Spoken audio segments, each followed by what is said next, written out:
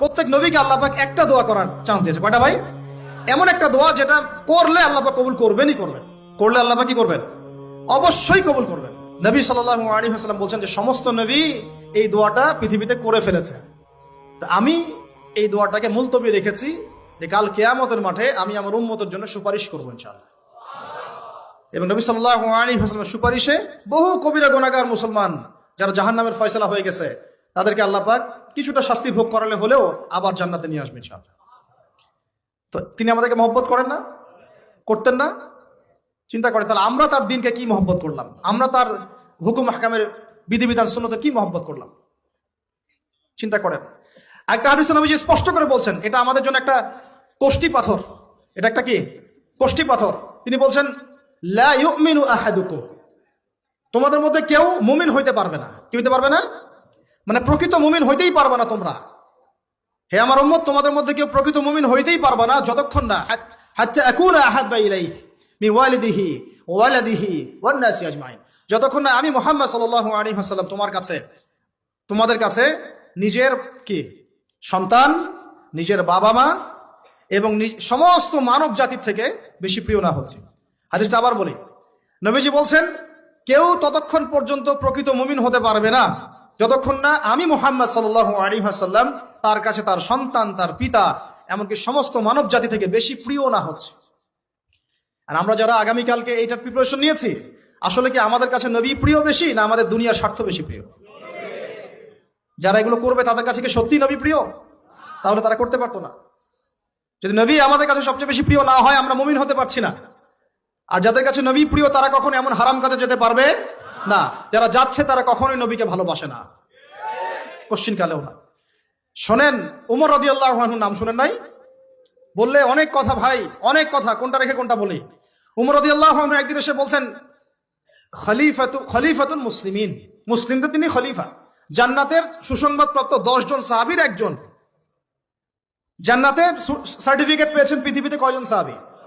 একটা হাদিসে একসাথে 10 জন। ওই 10 জনের অন্যতম একজন, যিনি এমন শাসন ব্যবস্থা পৃথিবীতে প্রতিষ্ঠা করেছিলেন যার মতো মিসাল এখন পর্যন্ত পৃথিবীতে আর দেখা যায় নাই। একটা হাদিসে আসছে যে রাস্তা দিয়ে ওমর হাঁটে ওই রাস্তা দিয়ে শয়তান হাঁটে না। কি বুঝলেন? শয়তান যদি দেখে ওই যে ওমর, ও আর ওই যাবে না ওই রাস্তার মধ্যে। এই হচ্ছে ওমর ইবনুল খাত্তাব।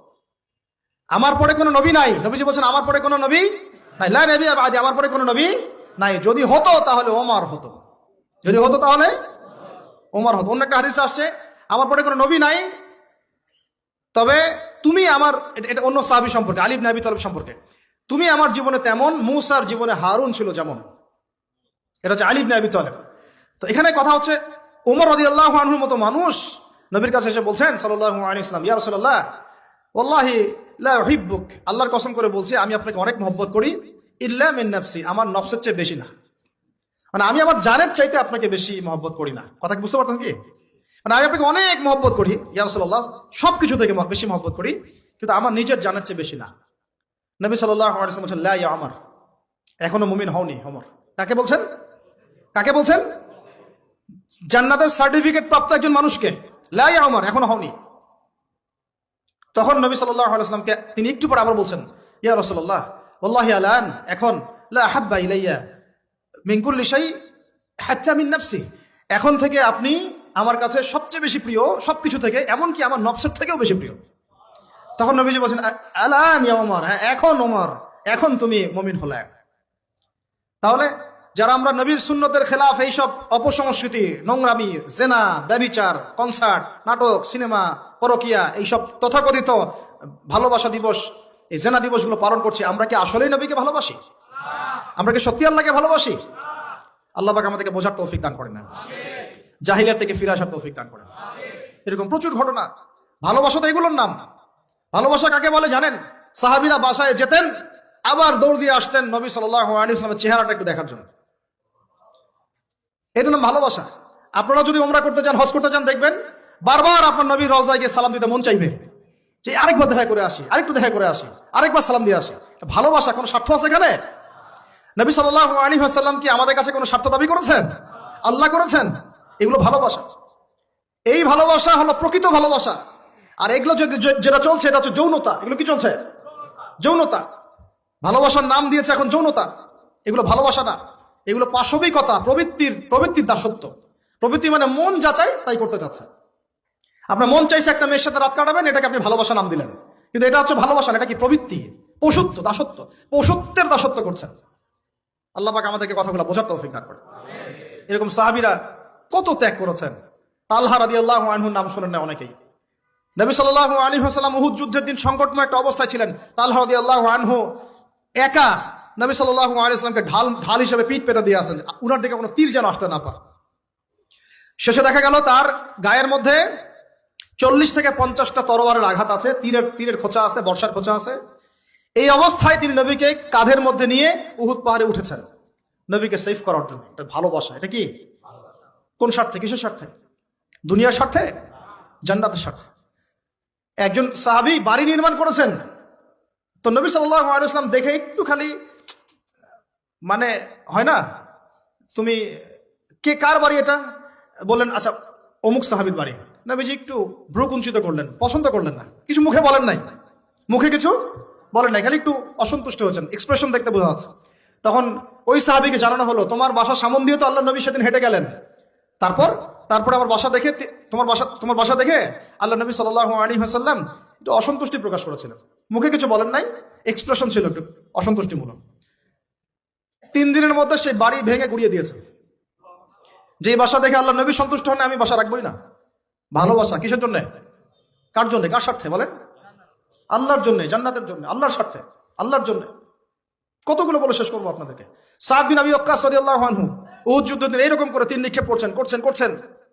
আল্লাহ নবী বলছেন, ইয়া সাদ, হে সাদ, তীর ছুড়ো, তোমার জন্য আমার পিতামাতা কুরবান হোক। আশপাশে 9 জন ছিল, তার মধ্যে একজন করে শহীদ হতে শেষে 2 জন বেঁচে থাকলো, সাদ বিন আবি ওয়াক্কাস, তালহা বিন উবাইদুল্লাহ রাদিয়াল্লাহু আনহু। এগুলো তারা কেন করেছেন? ভালোবাসার জন্য। ভালোবাসা এগুলোর নাম। কতগুলো বলে শেষ করবো আপনাদেরকে বলেন। নবী সাল্লাল্লাহু আলাইহি ওয়াসাল্লামের কাছে একজন সাহাবী আসেন ইসলাম কবুল করতে এসে হাতের মধ্যে কিছু বালা, আংটি থাকে না, এগুলো ছিল, এগুলো খুলে ফেলে দিয়েছেন নবী সাল্লাল্লাহু আলাইহি ওয়াসাল্লাম, খুলে ফেলে দিয়েছেন। তো একটা খুব দামি সোনার আংটি ছিল, ফেলে দেওয়ার পরে অনেকে বলছে, তুমি তখন মুসলিম হয়েছো, ইসলাম কবুল করেছো, তো আচ্ছা ঠিক আছে, ওইটা না হয় নবীজি পড়তে নিষেধ করেছেন, তুমি ওইটা নিয়ে বিক্রি করে দাও, বিক্রি করে না হয় ওই টাকা দিয়ে অন্য কিছু করো। উনি বলছেন, কখনো না, আমার হাত থেকে আল্লাহ নবী খুলে একটা জিনিস ফেলে দিয়েছেন, আমি সেটা আবার নিতে যাবো? কিসের জন্য এগুলা? এটা ভালোবাসা, মহাব্বত। আল্লাহ পাক এটাই কোরআনে বলছেন যে কুল, হে নবী আপনি বলে দিন, ইন কুনতুম তুহিব্বুন আল্লাহ, তোমরা যদি আল্লাহকে মহব্বত করেই থাকো, আল্লাহকে সত্যিকার অর্থে ভালোবেসেই থাকো, ভালোবাসার দাবি করেই থাকো, ফাত্তাবিউনি, তাহলে নবীর আনুগত্য করো, ইউহিব্বুকুমুল্লাহ, তখন আল্লাহ তোমাদেরকে ভালোবাসবে, ওয়া ইয়াগফির লাকুম যুনুবাকুম, তোমাদের সব গুনাহ আল্লাহ মাফ করে দিবেন, আল্লাহু গফুরুর রহিম। এই হলো ভালোবাসা। ভালোবাসা মানে কি? ভালোবাসা মানে হচ্ছে আস-সামউ ওয়াত তাআ, আমি নবী এবং আল্লাহ এবং তার রাসূলের কথা শুনবো এবং আনুগত্য করব, শুনবো এবং এর নাম ভালোবাসা। শুনবো, আনুগত্য করবো, তাহলে আমরা কি শুনবো, কি আনুগত্য করব? আমাদেরকে প্রথমে কোরআন পড়তে হবে, কোরআনের অনুবাদ জানতে হবে, কোরআন অনুযায়ী জীবন করতে হবে, 5 ওয়াক্ত নামাজ পড়বো ইনশাল্লাহ, হালাল খাবো, যাকাত দিব, রমজানের সওম রাখবো, নবীর সুন্নাহ অনুযায়ী জীবন যাপন করব, এবং সুন্নাহ বিরোধী, কোরআন বিরোধী, ইসলাম বিরোধী কোনো কাজে আমি লিপ্ত হব না। এই তো ভালোবাসা। এই ভালোবাসা যদি বহিঃপ্রকাশ ঘটাতে আমরা ব্যর্থ হই, নিজেও ধ্বংস হব, পরিবারও ধ্বংস হবে, আমাদের পরের প্রজন্মও ধ্বংস হবে, সমাজও ধ্বংস হয়ে যাবে। আল্লাহ পাক আমাদেরকে বোঝার তৌফিক দান করে না। আজকের মতো এখানে শেষ করি, অনেক লম্বা আলোচনা হয়ে গেল। যদি কারো কোনো প্রশ্ন থাকে সেটা আপনারা লিখিত আকারে করতে পারেন, আমি অ্যান্সার দেওয়ার চেষ্টা করবো ইনশাআল্লাহ। রাত 12:30 বাজতেছে, তো শেষ করার আগে আমি জাস্ট 2টা মিনিট সময় নিচ্ছি। আমার সাথে সবাই বলেন, আমরা, দাঁড়ান আমি একটা বলি, একটা করে বলি, আমরা নবী সাল্লাল্লাহু আলাইহি ওয়াসাল্লামের শেখানো রাস্তার বাইরে যাব না ইনশাআল্লাহ। আমরা আল্লাহ রাব্বুল আলামিনের মহব্বত শুধু মুখে দাবি করবো এমন না, কাজে প্রমাণ করবো ইনশাআল্লাহ। আমরা তার রাসূলের মহব্বত শুধু মুখে দাবি করবো না, কাজে প্রমাণ করবো ইনশাআল্লাহ।